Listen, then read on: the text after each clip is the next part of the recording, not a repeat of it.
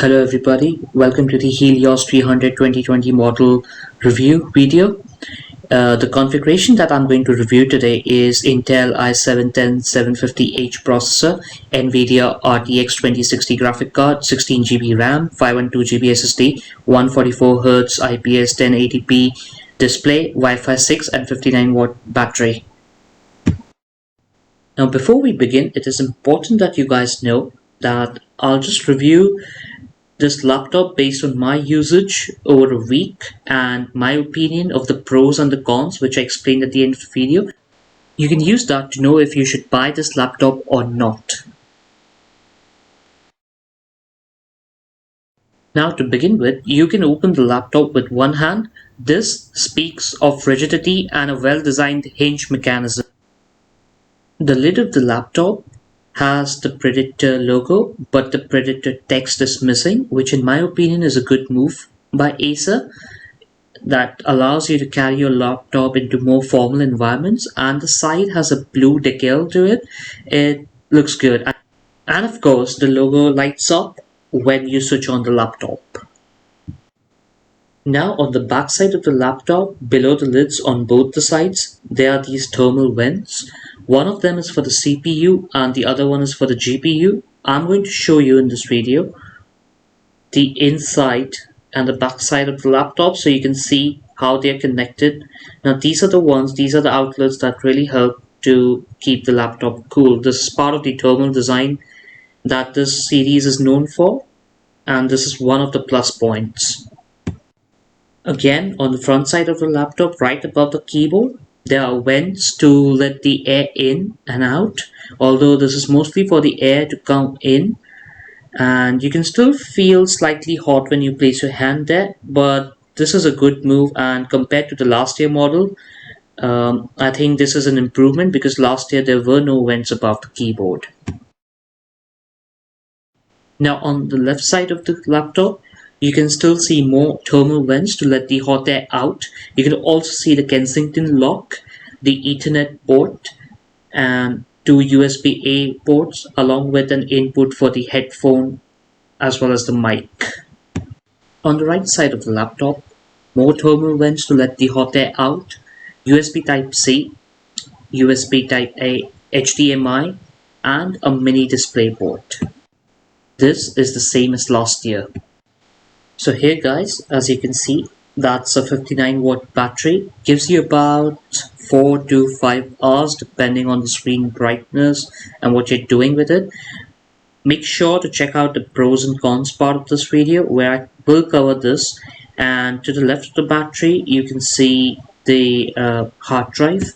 I believe the model that people get outside India comes with a SATA cable and some screws. I'm going to cover that in the pros and cons as well. Above this, you see the SSD that comes with this. It's 256 GB SSD. There's another slot to the right. So the left one is filled and it's connected to the thermals via that wire. And below the wire, you can see the Killer Double Shot Pro Wi-Fi 6. In the middle, you see two sticks for a total of 16 GB of RAM, dual channel, so that's good. And on the right, like I mentioned, there's another slot for expanding the SSD, but no thermal connection. Now at the top, you see the unique selling point of this series. Those are the 4th gen Aeroblade 3D fans. One is for the CPU, the other one is for the GPU. They make quite a lot of noise when you go on turbo mode, but otherwise they are tolerable, and I think that's a decent trade-off for the performance you get. On the front, you get a dedicated numpad along with the Predator logo key, which triggers the Predator Sense application. We also have a turbo button above the keyboard on the left side to increase the speed of the fan. That's the display panel. It's 144 Hz and a response time of 3 milliseconds. It's really bright. It has a great display. Here's the configuration, and I'm going to boot this up now.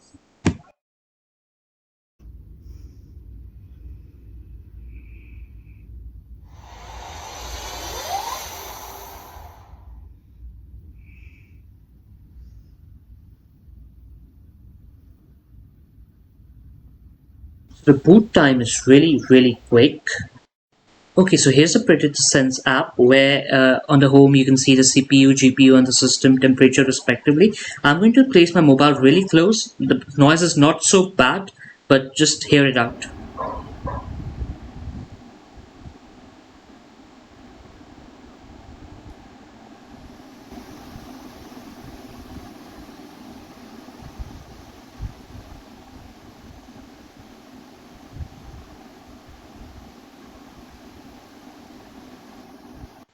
Now trust me guys, I had placed my mobile really close to the fan, so it's not so bad when you sit away from the laptop like you normally would.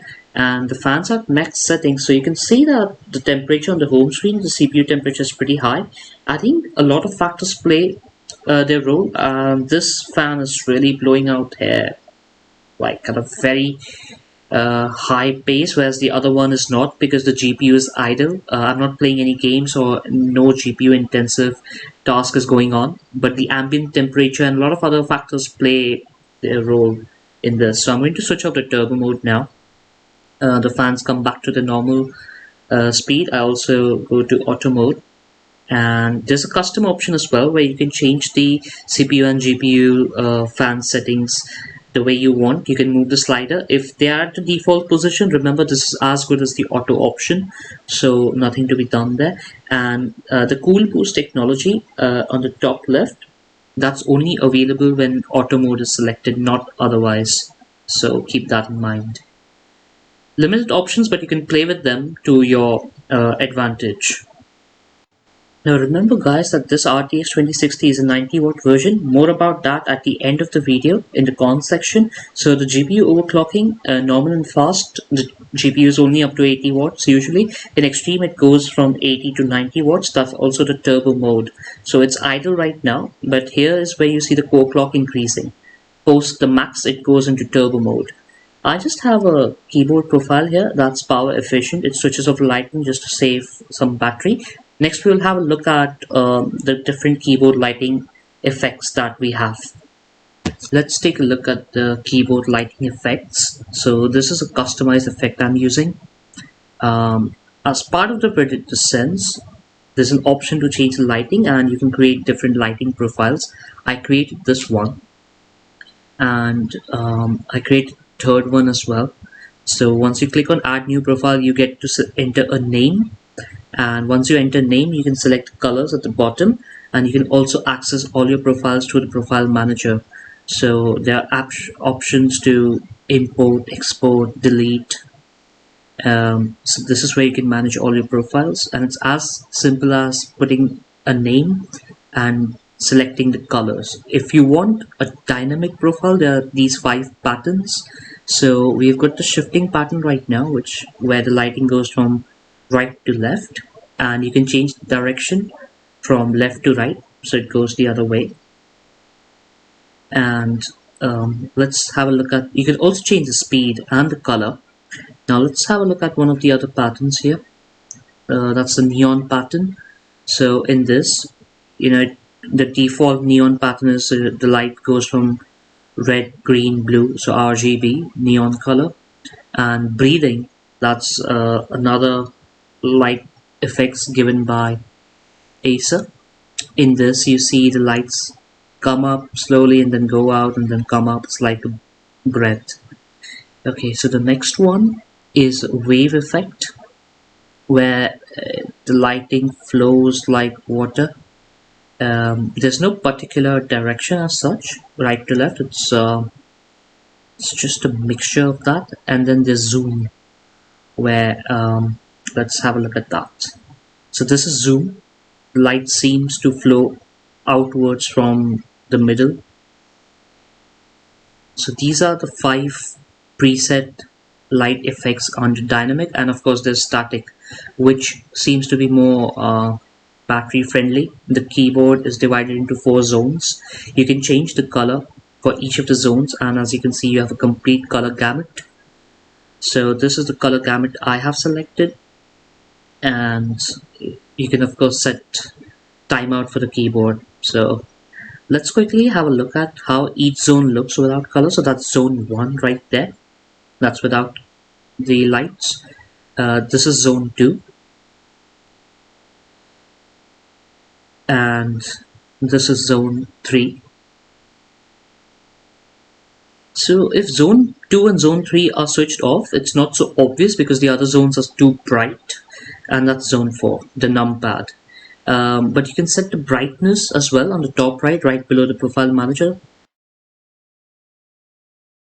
Now let's quickly have a look at some of the options at the top right in Predator Sense. So this is the boot logo screen. Here you can customize the boot logo that is shown when the laptop boots. This is for the sound settings. It's more like what you're playing, music, voice, etc. And these are the advanced settings where you can decide if you want the system boot animation, not the temperature units or the. Now this is the monitoring tab. Here you can see the system load. This is the game sync tab. I do not have any games installed as such, so there's nothing here. Now the first app is the XSplit Gamecaster. It helps you to stream your games or record your games. It's a free app otherwise. The Killer Control Center is for your Wi-Fi. The Acer Collection is more like what you get in your mobile phones. The Galaxy app, it's like a store for other apps. The Power Director is for editing videos, and the Care Center is basically where you can see the system information, clear junk files, recover your system. The NVIDIA GeForce Experience is where you can record your games and change settings for every game that you play. Update the drivers, and the Extra Ultra DTS Sound Unbound is for managing your DTS and selecting what kind of content you're playing, so you can select appropriate music. Let's have a look at the pros. So this is an excellent thermal design. I think the laptop, even given the high ambient temperature, manages to stay cool under most circumstances, and the fans are really helpful at that. So the thermal design is excellent. The display quality is good given the other laptops out there, given the competition. I think the display is bright, it's responsive, so it's really good enough. The configuration is future proof indeed. I'm sure, even with the new RTX 30 lineup coming, this is certainly future proof to at least 3 to 4 years at least, and it's an all-rounder for a laptop. Let's have a look at the cons here. So the RTX 2060 is at 90 watts. It's not the 115 watts as people were expecting. For most parts, it's clocked at 80 watts. But when you press the turbo button, when the laptop goes into turbo mode, that is when the extra 10 watts kick in. So it goes from 80 to 90, and that really does create a difference. For example, when I was rendering my video, the time went from 30 minutes straight to 15 minutes, so that was a huge improvement there. The battery is only 59 watts, so that's low down. I mean, it doesn't last for more than 4 to 5 hours depending on the screen brightness and what you're doing, but the battery is definitely a letdown.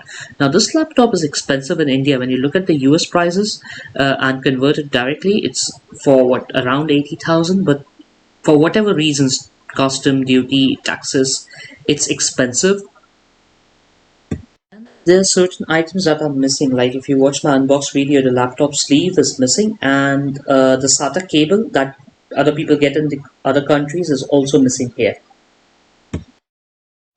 So all in all, a premium gaming laptop that is an all-rounder, and to a great extent it's future-proof. For those who are on a budget, there are options available. Maybe they could look into other brands like HP or Asus. But if the price on this goes down during the sales, which is expected probably next year, then it's definitely worth a buy, just like it is in other places, other countries. So, but I'll leave it for you to decide.